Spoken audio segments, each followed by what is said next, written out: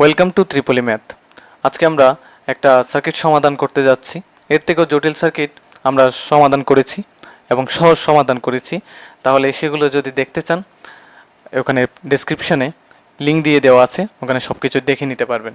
তাহলে চলেন এটা সহজভাবে কীভাবে দেখতে পারি সেটা দেখা যাক।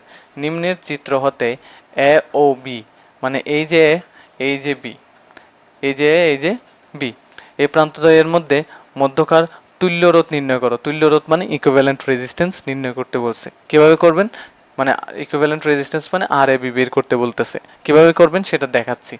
দেখেন, এই জায়গাটা যদি হয় এ, তার মানে এখানে শর্ট পাথ মানে এটাও এ, এখানেও শর্ট পাথ মানে এটাও এ, এটাও শর্ট পাথ তার মানে এটাও এ। তারপর এখান দিয়ে গিয়ে গিয়ে গিয়ে গিয়ে নিচে এই প্রান্ত পর্যন্ত পৌঁছাইলো, কোনো রেজিস্ট্যান্স পায় নাই, তার মানে এটাও এ। এখন এখানে দেখুন, এটা যদি হয় বি, তাহলে এখান থেকে কোনো কিছু নাই, রেজিস্ট্যান্স বলতে কোনো কিছু নাই, শর্ট পাথ, তার মানে এটাও বি। এইখান থেকে এটাও দেখেন শর্ট পাথ একটা, তাহলে শর্ট পাথ মানে এটাও একটা বি। যদি এটা বি হয়, এখানেও শর্ট পাথ দিয়ে যেহেতু আছে, এটাও হবে আমাদের বি। এখন দেখেন এ এবং এর মাঝখানে, তাহলে দুইটা প্রান্ত একই মান নামযুক্ত প্রান্তের মাঝখানে যদি কোনো রেজিস্ট্যান্স থাকে, তাহলে সেটা শর্ট আছে বলে বিবেচনা করব এবং এটাকে ক্যান্সেল করে দিব, এটা কোনো কাউন্টে আনবো না। তাহলে দেখেন এ এবং বি প্রান্তের মাঝখানে একটা, এ এবং বি প্রান্তের মাঝখানে দুইটা, এ এবং বি প্রান্তের মাঝখানে তিনটা রেজিস্ট্যান্স আছে, ঠিক আছে।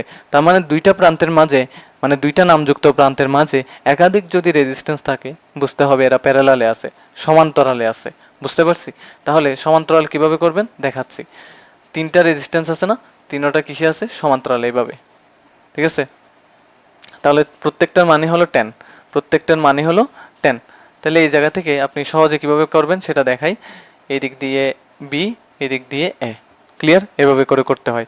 তাহলে 10 10 10, তাহলে তিনটা রেজিস্ট্যান্স প্যারালালে আছে এবং প্রত্যেকটার মান যদি সমান হয়, তাহলে খুব সহজ সমাধান। যে কোনো একটা রেজিস্ট্যান্সের মান নেন, সেটা হলো 10, 10কে 3 দিয়ে ভাগ করেন, তাহলে যেটা মান পাবেন সেটাই হবে আমাদের আর ইকুইভ্যালেন্টের, মানে এবি প্রান্তদ্বয়ের তুল্য রোধ, ঠিক আছে। তাহলে এটা 10কে 3 দিয়ে ভাগ করলে হয় 3.33, তাহলে 3.33 ওহমই হবে আমাদের ইকুইভ্যালেন্ট রেজিস্ট্যান্স অথবা তুল্য রোধ এবি প্রান্তের।